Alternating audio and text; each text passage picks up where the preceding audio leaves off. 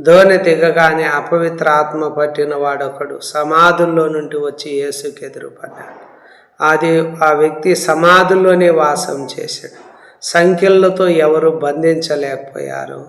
పలుమార్లు వాని కాళ్ళకు చేతులకు సంఖ్యలు వేసి బంధించిన ఆ చేతి సంఖ్యలు తెంపి కాలి సంఖ్యలు తుత్తునీయలుగా చేశాడు గనక ఎవరు వారిని సాధుపరచలేకపోయారు. దాని వెనక అపవిత్రాత్మ పట్టిన మనుషులు ఈరోజు సమాజంలో ఉన్నారు. వారు ఎలాంటి వారుగా ఉన్నారు అంటే వేషధారులుగా ఉంటూ పెదవులతో గనపరుస్తున్నారు. వాళ్ళ హృదయము దేవునికి దూరంగా ఉంది. మనుషులు కల్పించిన పద్ధతులనే దేవుని ఉపదేశాలని బోధిస్తూ దేవుణ్ణి వ్యర్థంగా ఆరాధిస్తూ ఉన్నారు. దేవుని ఆజ్ఞలను విడిచిపెట్టి మనుషుల పారంపర్యాచారాలను గైకొనుచున్నారు. మీరు మీ పారంపర్యాచారాన్ని గైకొనేదానికి దేవుని ఆజ్ఞను బొత్తిగా నిరాకరిస్తున్నారు.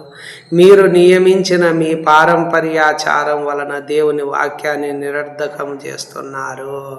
కనుక ఈరోజు మనుషుల ఆజ్ఞల పద్ధతులను అనుసరించి చేతిలో పట్టుకుంటూ వాటిని రుచి చూసి ముట్టి లోబడుతూ వాడుతూ ఉన్నారు. దేవుని వాక్యాన్ని ఏం చేసినారంటే దేవుని ఆజ్ఞలను విడిచిపెట్టేశారు. దేవుని ఆజ్ఞను బొత్తిగా నిరాకరించినారు. దేవుని వాక్యమును నిరర్థకం చేశారు. దేవునికి దూరంగా జీవిస్తూ ఉన్నారు. వేషధారులుగా ఉన్నారు. కావున ప్రభు ఏమంటున్నాడంటే వెలుపల నుండి లోపలికి పోయి మనుషుని అపవిత్రునిగా చేయగలిగినది ఏదీ లేదు. లోపలి నుండి బయలు వెళ్ళునదే మనుషుని అపవిత్రునిగా చేయుననెను. అందుకు యేసు అంటున్నాడు, మీరును ఇంత అవివేకులై ఉన్నారా అని అంటూ వెలుపలి నుండి మనుషుని లోపలికి పోవునది ఏదియో వానిని అపవిత్రునిగా చేయజాలదని మీరు గ్రహింపకున్నారా? అది వాని హృదయంలో ప్రవేశింపక కడుపులోనే ప్రవేశించి బహిర్భూమిలో విడవబడును.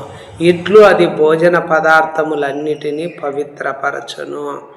మనుషుని లోపలి నుండి బయలు వెళ్ళునదే మనుషుని అపవిత్రునిగా చేయునని చెప్పి లోపలి నుండి అనగా మనుషుల హృదయంలో నుండి దురాలోచనలు, జారత్వములు, దొంగతనములు, నరహత్యలను, వ్యభిచారములను, లోభములను, చెడుతనములను, కృత్రిమమును, కామ వికారమును, మత్సరమును, దేవదూషణయు, అహంభావమును, అవివేకమును వచ్చును. ఈ చెడ్డవన్నీ లోపలి నుండి బయలు వెళ్ళి మనుషుని అపవిత్రపరచునని ఆయన చెప్పెను.